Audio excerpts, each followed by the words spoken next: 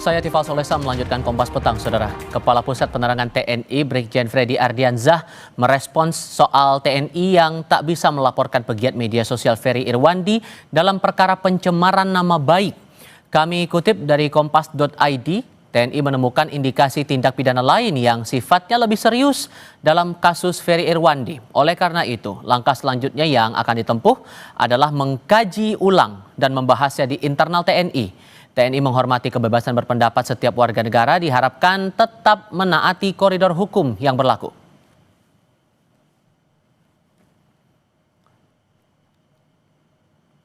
Soal Ferry Irwandi, Kepala Pusat Penerangan TNI Brigadir Jenderal Freddy Ardiansyah mengatakan masih akan kami kaji ulang untuk menyusun konstruksi hukum yang sesuai.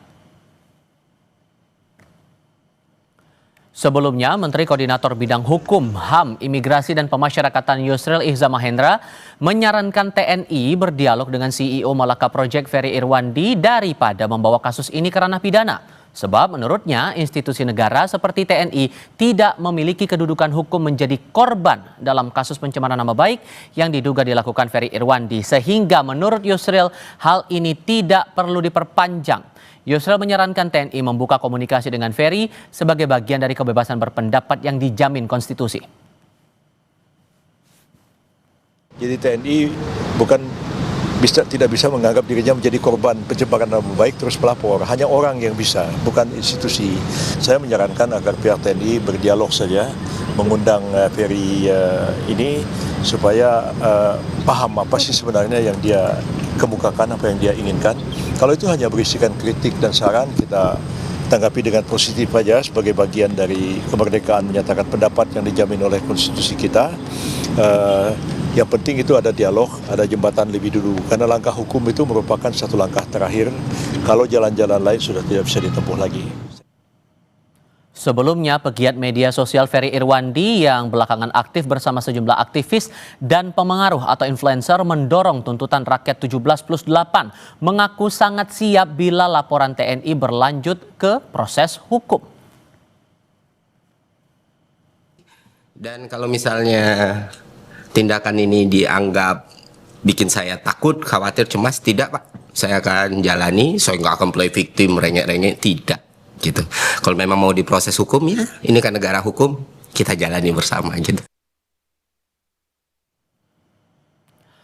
Lalu apa tindak pidana pegiat media sosial Ferry Irwandi yang dimaksud dalam temuan baru TNI ini? Kami akan bahas bersama dengan para narasumber, bergabung lewat sambungan dalam jaringan Ketua Umum Yayasan Lembaga Bantuan Hukum Indonesia YLBHI Muhammad Isnur, kemudian ada pengamat politik dan militer dari Universitas Erlangga Slamet Ginting, dan Guru Besar Fakultas Hukum Universitas Jenderal Sudirman Hipnu Nugroho. Selamat sore semuanya dengan Tifal di sini, apa kabar?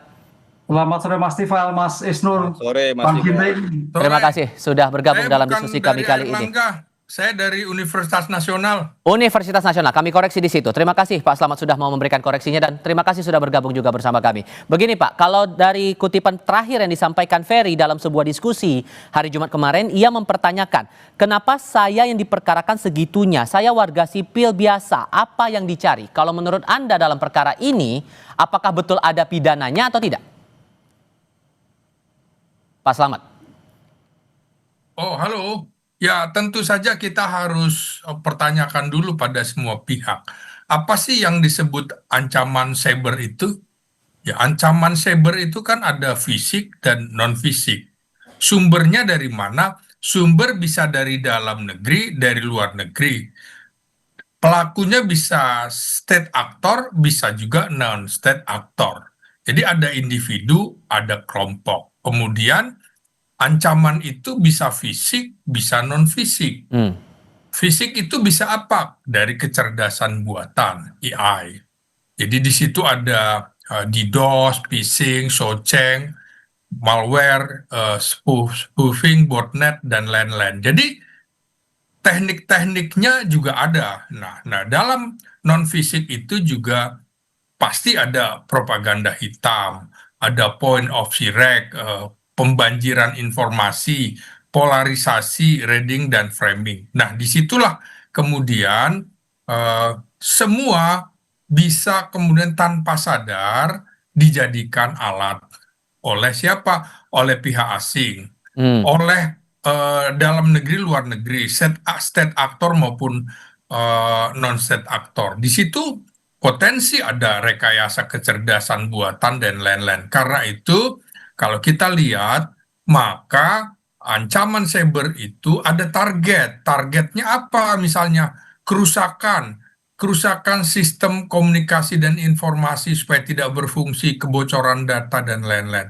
Dan ini tentu saja dari target itu Baik. mengancam alam pikiran, baik itu aparat keamanan dengan masyarakat. Ini harus dibedah dulu, Ah, ah, ah. sehingga di situ bisa berpotensi mengancam pertahanan keamanan negara. Maka jika ini sudah masuk, disitulah ada kedaulatan dan keutuhan negara Republik Indonesia yang bisa terancam di situ. Sehingga konteksnya Pak, dari kasus Irwan ini betul bahwa ada pidana pencemaran nama baik yang mengganggu pertahanan keamanan negara. Menurut Anda begitu?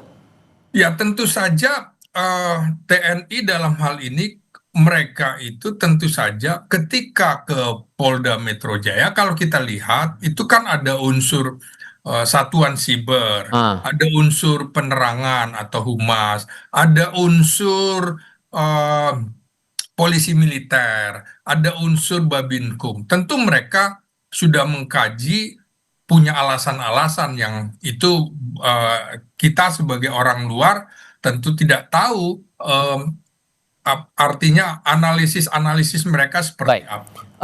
Sehingga kalau menurut Anda Mas Isnur, ditambah lagi ada disebutkan dari pihak TNI ada peluang juga pidana lain yang bisa dialamatkan kepada Ferry. Apakah itu masuk akal atau tidak? Jawabnya nanti, kita jeda sebentar. Kami segera kembali.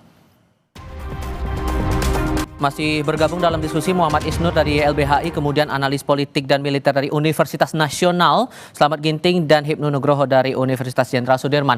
Saya kembali ke Mas Isnur.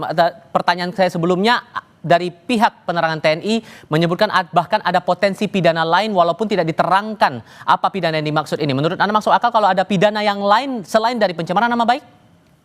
Yang pertama gini, Mas Tifal, dari rangkaian seluruh ucapan Mas Ferry Irwan ini, mana sih yang dianggap mengancam itu? Mana sih yang dianggap melakukan tindak pidana? Saya tuh follower dia dan saya mengikuti hampir semua pernyataan dia gitu. Itu konteks dan ucapan dia semua dalam rangkaian dia menganalisis, dia melihat, dia mengajak untuk berhati-hati dalam demonstrasi. Karena ada banyak dugaan-dugaan keanehan-keanehan gitu. Itu dalam konteks opini masyarakat dalam berbiasa berekspresi. Jadi menurut saya tidak ada tindak pidana di situ. Perlu berhati-hati. Yang kedua, kalaupun ada di bagian mananya, kan ini kan nggak jelas, Mas. Nggak diterangkan. Kita publik ini nggak tahu ke arah mana gitu.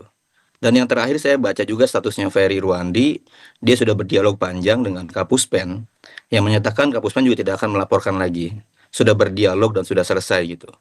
Jadi kita sebenarnya di publik ini dihadirkan drama yang seperti seolah-olah bahwa ada satu lembaga merasa tercemari nama baiknya, tercemari institusinya, kemudian dia melaporkan gitu. Menurut saya ini pendidikan yang kurang sehat bagi publik ya. Ketika ada publik berpendapat, publik menyatakan ekspresinya, publik menilai, kemudian direspon dengan pemidanaan, direspon dengan laporan ke polisi gitu. Oke. Padahal publik kan sebenarnya sudah sangat lama menghendaki kebebasan dan kehidupan kebangsaan yang bebas. Jadi saya sih tidak melihat sekarang upaya ke arah sana gitu. Sebaiknya memang tadi yang Pak Yusril bilang, selesaikan dengan dialog gitu. Dan sudah banyak juga kasus, misalnya dulu ada pejabat publik melaporkan Fathia Haris ya. Ada pejabat publik melaporkan aktivis lingkungan di mana-mana dan rata-rata pengadilan membebasin mereka. Sehingga harusnya sudah dia clear bagian dengan dari- dialog itu tak perlu lagi dibawa ke ranah pidana, begitu poinnya? Ya nggak perlu gitu. Ini kan negara mempidanakan warga negaranya, udah nggak setara. Sekarang ada lembaga negara melaporkan lagi warga negaranya, itu makin nggak setara itu. Harusnya sekarang menurut saya sih TNI sudah banyak berubah ya. Dalam fase reformasi sejak tahun 2002 itu saja banyak melakukan banyak kebijakan gitu.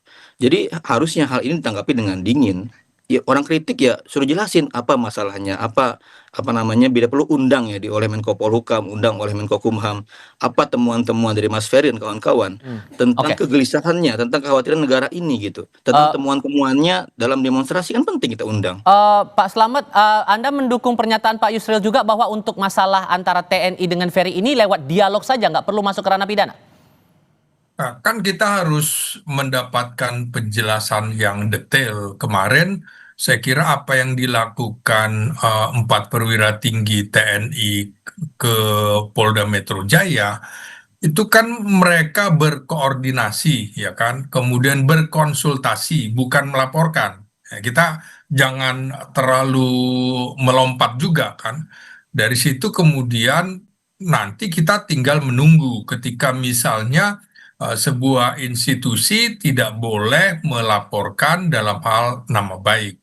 Nah, kan selain institusi kan tentu juga ada personal prajurit TNI. Ya, tentu mereka punya pertimbangan-pertimbangan di mana kita tidak tahu pertimbangannya seperti apa. Oke. Apakah disinformasi yang diduga dilakukan oleh konten kreator Ferry Irwandi misalnya Mhm. itu menyebabkan distrust atau kepercayaan rusaknya citra aparat keamanan negara sehingga bisa menimbulkan perpecahan bangsa nantinya dan itu otomatis mengancam pertahanan keamanan negara, kedaulatan dan keutuhan negara, itu nanti tinggal kemudian persoalan hukumnya seperti apa. Jadi saya Singkatnya berarti dialog itu diperlukan atau tidak, Pak, antara TNI dengan Ferry itu? ya saya kira dialog itu kan juga sudah diucapkan oleh Komandan Satsiber TNI Baik. Brigjen Jo Sembiring bahwa pihak mereka sudah coba menghubungi tapi tidak bisa. Artinya Oke. upaya dialog itu kan sudah dilakukan. Artinya minta penjelasan Mhm. begitu ya. Tapi kalau langsung kan repotnya begitu menurut Aha, saya. aha. Oke. Kalau langsung nanti dikira intervensi atau TNI kok berbicara dengan warga sipil. Kalau kita lihat kegiatan-kegiatan siber TNI maupun siber Polri itu, Ya. mereka biasanya mengundang komunitas siber, mengundang Oke. wartawan untuk dialog. Itu dialog Di sudah situ poinnya. dilakukan. Oke. Prof. Hipnu, kalau Anda melihat kasusnya Ferry ini secara hukumnya sudah jelas ada pidananya atau tidak? Ya, gini Mas, sudah ada pidana atau tidak itu kita ada dua dimensi, subjek dan dimensi objek. Dimensi subjek pertanyaannya, Mas Ferry itu memang ada niatan memberikan suatu chaos tidak? Merendahkan atau tidak? Ini terminologinya harus jelas kan gitu loh. Karena itu kan konten, maksudnya jelas atau tidak. Terus objeknya, tentang objeknya suatu peristiwa itu hiburan atau memang sengaja melakukan suatu tanda petik onaran atau sengaja memang merendahkan. Ini yang saya kira harus diuji. Oleh karena itu kalau kemarin itu sudah sampai pada tindakan koordinasi, bahasa koordinasi itu kalau orang hukum sipil itu berarti melaporkan kan gitu loh. Karena sipil, militer nggak bisa melaporkan sipil, Ya. bahasanya koordinasi, tapi dimaknai harus kita melaporkan. Itu yang pertama. Yang kedua, kita harus melihat sekarang harus penyelesaian-penyelesaian alternatif. Alternatif apa? Apakah perkara ini akan dilakukan suatu penyelesaian pidana? Saya kira terlalu jauh. Sekarang pertama terkait dengan pencemaran baik sudah dikunci dengan putusan Mahkamah Konstitusi. Tidak bisa. Kedua, terkait dengan berita hoak. Apakah hoak itu terkait dengan perusahaan? Karena undang-undang IT Mas Iwa, spiritnya itu adalah transaksi ekonomi.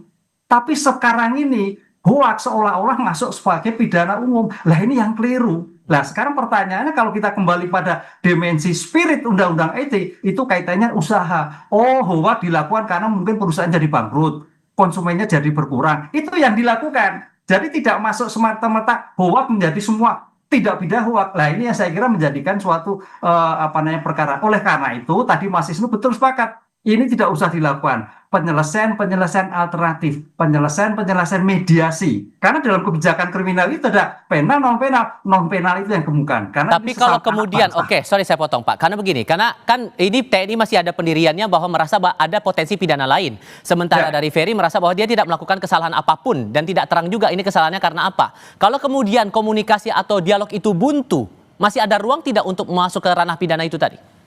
Saya kira agak sulit karena suatu proses perjalanan itu ada penyidikan, ada penuntutan. Sekarang mensrenya di mana?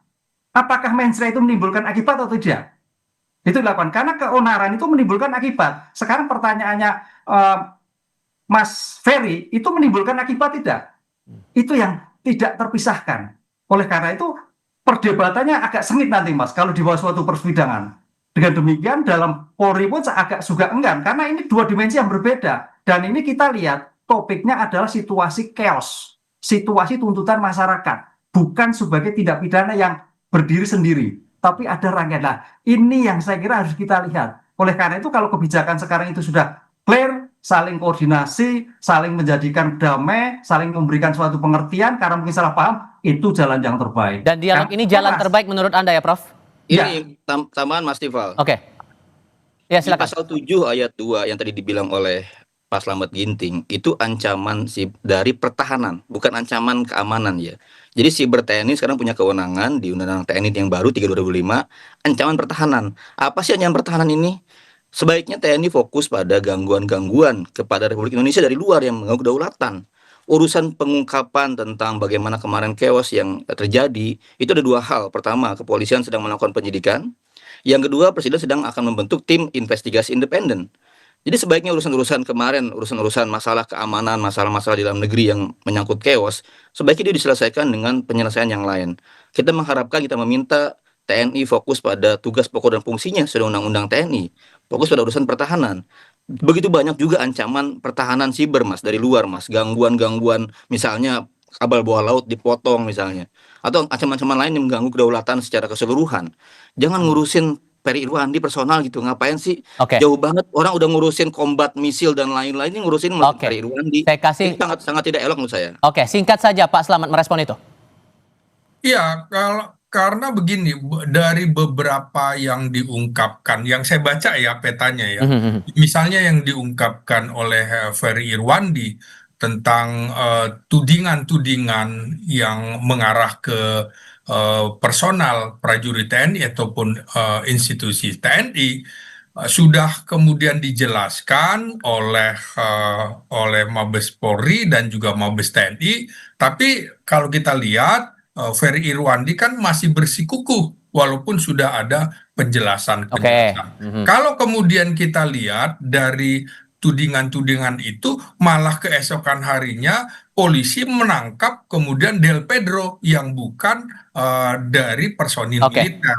Karena itu menurut saya kalau dilihat apa yang dikemukakan oleh Mabes Polri, pasal-pasal yang disangkakan kepada Del Pedro, misalnya penghasutan, berita bohong, Ya. dan juga merekrut atau memperalat anak untuk kepentingan lain-lain, itu akhirnya barangkali bisa kita simak bersama dan kita harus coba melihat dari konteks yang lebih Oke. luas dari masing-masing pihak itu. Maka Prof Hipnu menurut Anda biar ketemu nih antara dua belah pihak ini perlu penengah lagi nggak kalau komunikasi antara TNI dan Ferry ini bakal terjadi?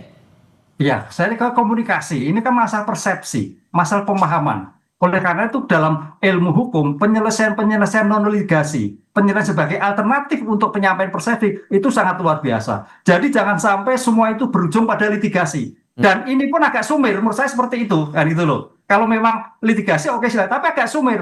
Tadi saya katakan, kaitannya dengan pencemaran baik sudah tidak sulit. Kaitannya dengan hoax juga perlu melihat suatu bukti-bukti yang konkret. Jadi agak sulit, Mas. Karena kita lihat konteksnya tadi Pak Slamet, ini konteksnya dalam keadaan suatu chaos. Oke. Sehingga melihat sebagai persepsi, sebagai warga negara, kontrol. Ini kontrol, Mas. Jadi undang-undang itu, putusan MK itu kontrol. Dilihat dari aspek yang dulu monarki ke arah demokrasi. Baik. Nah, semua hal yang berkait itu sebagian dari kontrol. Gitu. Oke, Mas Isnur, Pak Hipnu, dan Pak Slamet, terima kasih banyak sudah bergabung dalam diskusi kami kali ini. Selamat sore semuanya. Selamat Sore, sore, terima terima kasih. kasih semua.